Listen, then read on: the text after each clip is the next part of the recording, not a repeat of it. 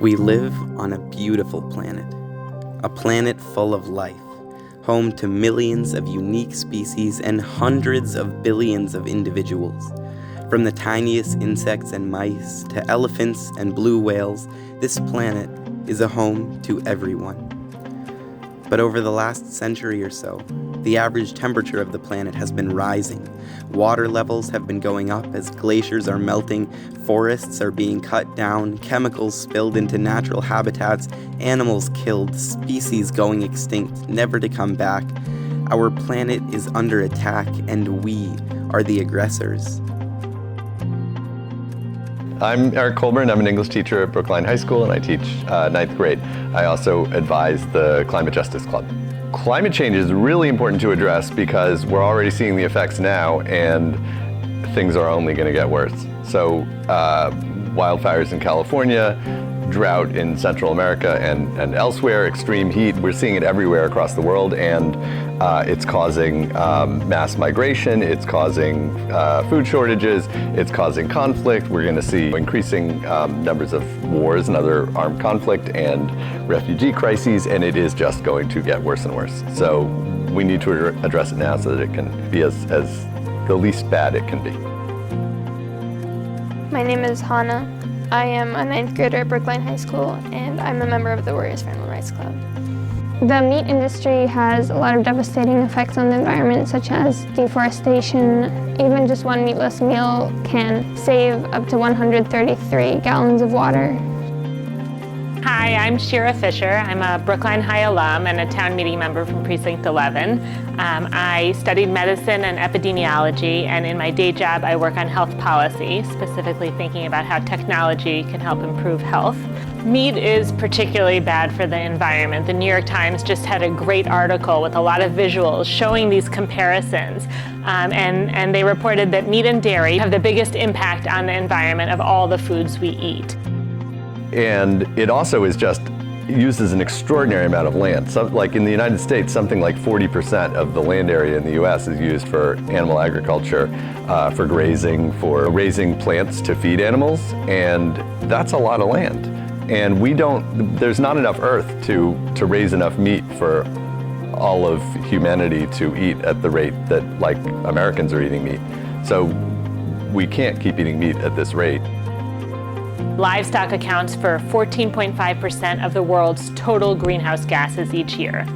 And if you look food by food at greenhouse gas impact, if you're trying to get 50 grams of protein, from tofu it's only 1 kilogram.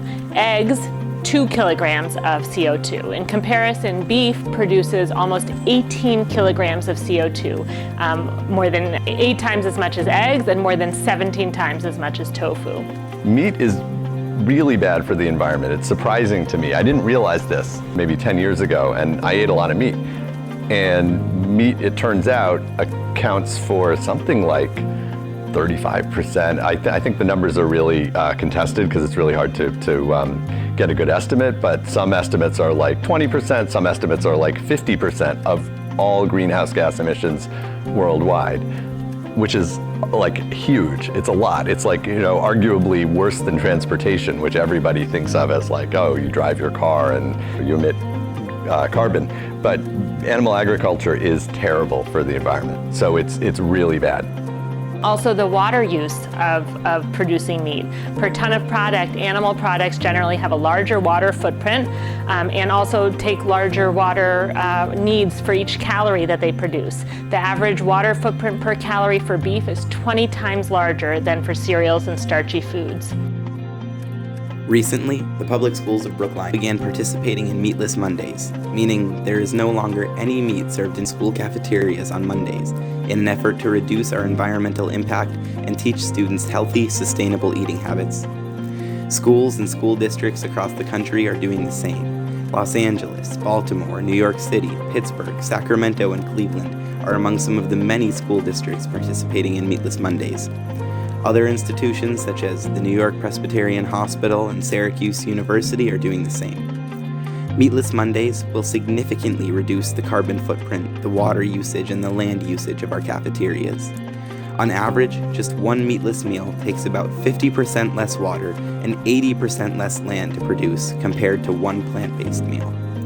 Over the course of just 1 year, if every Brookline student ate meatless just 1 day a week, together we could save an area of land the size of nearly 21,000 tennis courts.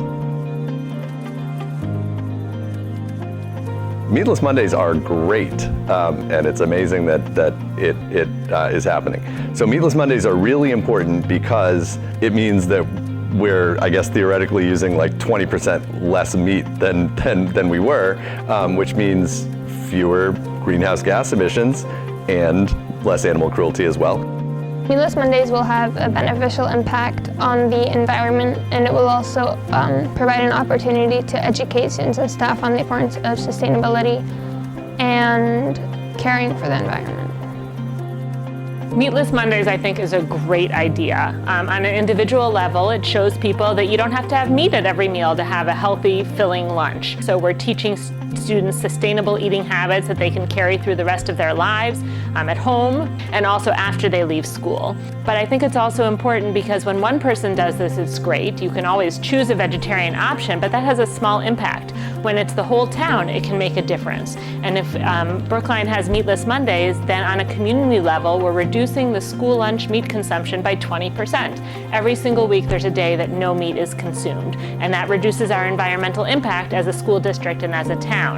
Meatless Mondays are important because it's important to showcase the variety of foods that we can offer here at the public schools of Brookline that don't have meat, and that so we can give more options to people who are vegetarian and vegan. It's also important because it maybe will help inform people that meat is bad and we should eat less of it.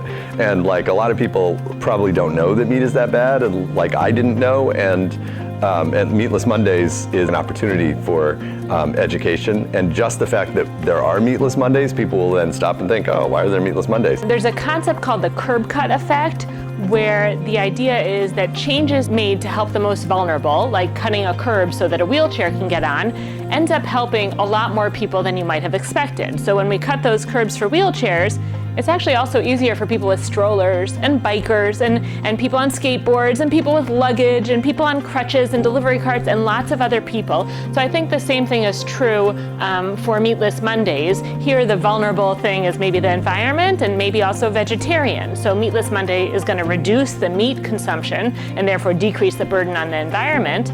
But it also provides more food for vegetarians or people who keep kosher or halal or Jains. It's also generally healthier.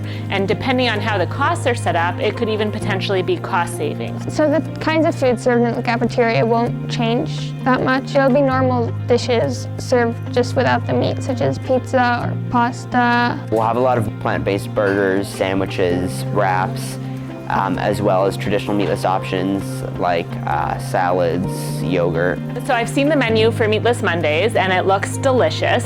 The good news is it goes way beyond pizza and bagels, which was basically what was in the cafeteria if I forgot my lunch when I was in the high school. And so everybody will have lots of tasty things to try. I asked some people about it. I said, what do you think of Meatless Mondays? And they said, oh, I didn't know there were Meatless Mondays. Even just a couple meatless meals has a beneficial impact to the environment, and it will allow us to educate students and staff on the importance of sustainability and being cautious of what we eat. I'm very grateful to the students for initiating this and trying to make it happen. I'm grateful to the cafeteria staff and the school staff who are willing to try something new and think about ways they can work to improve the environment and to provide options for students. It's very easy to say we've always done something this way, so we're going to continue to do it this way, or to find the problems in making a change. And I think this team of leaders who have come up with this idea and implemented it are really courageous for trying something new, testing it out, seeing how it goes, and hopefully will be very successful. I hope that it has like a public education kind of impact. I hope Meatless Mondays teach people that eating meat is something that they should think about doing less of.